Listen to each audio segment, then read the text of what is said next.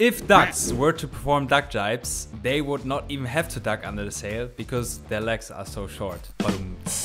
This may be a bold claim, but probably true, as much as I'm confident that after watching this video and a bit of practice, you're going to be nailing the duck jibes. First and foremost, let's take a look at the different steps we want to go through. We're gonna start with a few tips and tricks how you can make learning the move easier for you. Then we'll go through the move chronologically, and afterwards we're going to focus on what happens with the different focus points throughout the whole maneuver. And if you're keen on vlogs, travel videos and tutorials, everything related to windsurfing, you should definitely not forget to subscribe to the channel right now. It doesn't cost you anything, you won't miss any future videos, and of course this helps us to improve the videos from time to time. But before we're starting, guys, we're having a little giveaway for you. As you know, in the last video we introduced the solar caps. They're already sold out, but we were smart about it. We put a few aside, and today in this video you can win one of each size. Just leave us a comment down below, and we're giving away 3 caps to 3 different persons.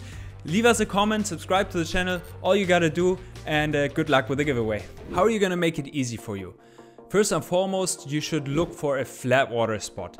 So look for the least chop possible. And then you'll need consistent wind.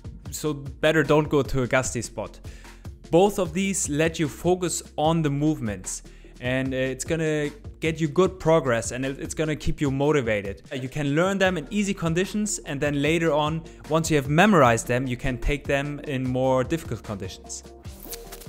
Of course, with a smaller sail, it's gonna be a lot easier. We have a 7.7 V8 here. That's gonna work, but it's gonna be a lot harder to reach all the way around because the clue is a lot longer. So if you start with something around 5 square meters, that will be the best for you. If you go even smaller, then it's probably gonna be really windy, and then it's gonna be harder for you again. Small sail, light sails will help, of course. Board-wise, it's best if you go with something wide, something that is easy to learn a jibe on, like with starboard the carve or the go board, which planes passively and keeps a lot of speed when you exit the jibe, or when you kind of have to move the sail around and you can't do it so fast yet. It just keeps the speed, keeps you going. It's wide enough, you can move around, you feel very comfortable, and therefore it allows you to learn the move a lot better. Very similarly to the jibe, you're going to gather as much speed as possible. That means you'll go on a slight downwind course and really sheet in. You'll definitely lose speed during the move, so the more speed you enter with, the more time you have before you stop planing. So when you're ready to go, you'll bear off even more to go on a very deep downwind course until the sail is completely depowered. This will help with a rig switch. You'll take the back foot out of the back strap and place it between the straps on the leeward side of the board. Just like in a power jibe, you'll bend your knees slightly to get control over the chop. Now comes the sail switch. Right now you're already quite deep downwind and the sail is completely depowered. Reach far back on the boom with your backhand.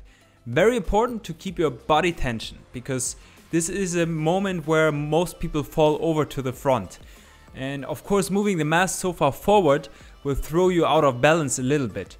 So keep your body tension, knees slightly bent, and with the front arm reach across your back arm all the way to the clue. At this point you'll find yourself under the sail. Knees are still slightly bent, and you don't actually want to duck under the sail, but you want to move the sail around you. Looking at the carving, you're in a constant light carve, so the pressure is slightly on the leeward side of the board. But the main part of the carving comes with and after this movement. Now a couple of things are happening at the same time. You'll want to throw the sail back into position.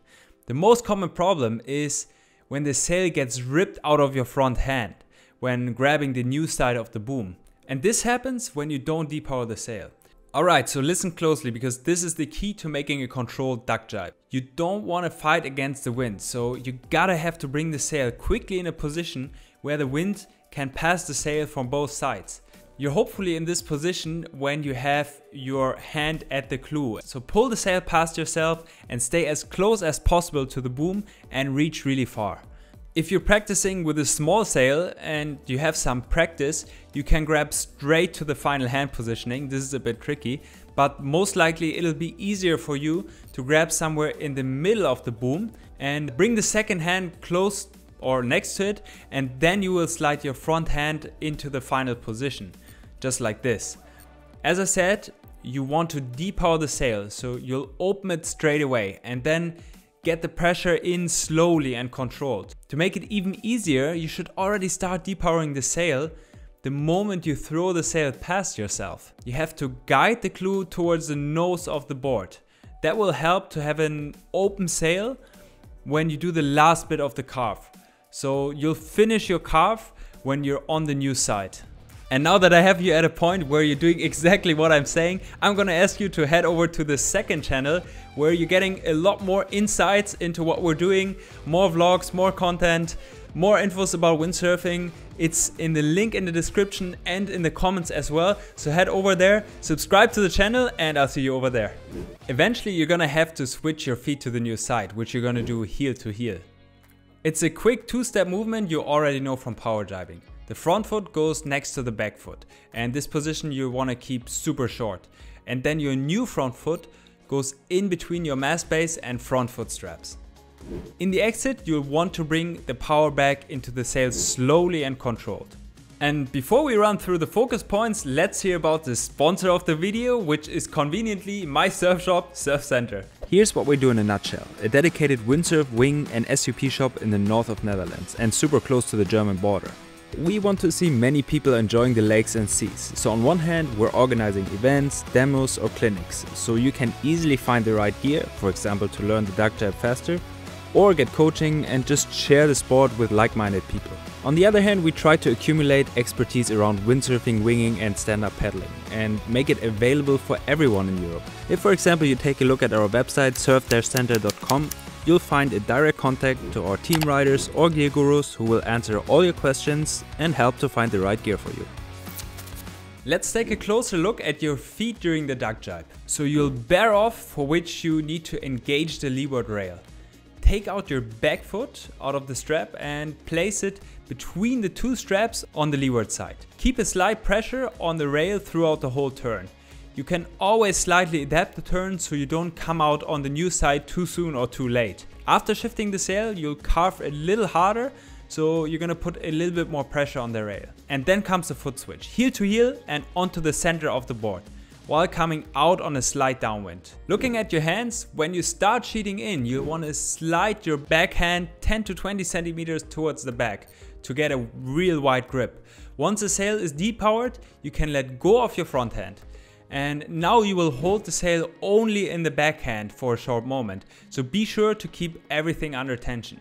The hand goes right in front of the clue of your sail. Again, you'll hold the sail in one hand at this moment. Pull the sail past yourself as hard as you can and reach towards the middle of the boom on the new side. Once you have a good grip of the boom, let go of the backhand and bring it close to your front hand. Slide the front hand to the front in its final position. So now you know what to do with your feet and hands, but what is your body doing and where is your head looking? First and foremost, it's important to have your knees bent and to be compact. This will help you to gain control over your equipment and let you control pressure in the sail, as well as chop and waves. You'll also try to stay close to the sail at all times. Always look where you want to go and don't look at your feet or hands. When starting to sheet in, your body will lean slightly into the turn and your shoulders will stay parallel to your feet. Important to notice is that when you shift the sail, you won't duck under the sail but swing the sail around you. So your posture won't change much. Your upper body will always follow the movement of the legs. And once on the new side and your feet are switched, you will extend your front leg all the way and keep your back leg bent. And now you're ready to go out and nail the duck jibe.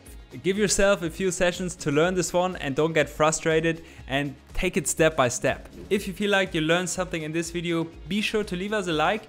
We read every single comment and let us know in the comments how the duck jibe is going for you and what move you want to learn next. Thanks for watching guys, I see you in the next video.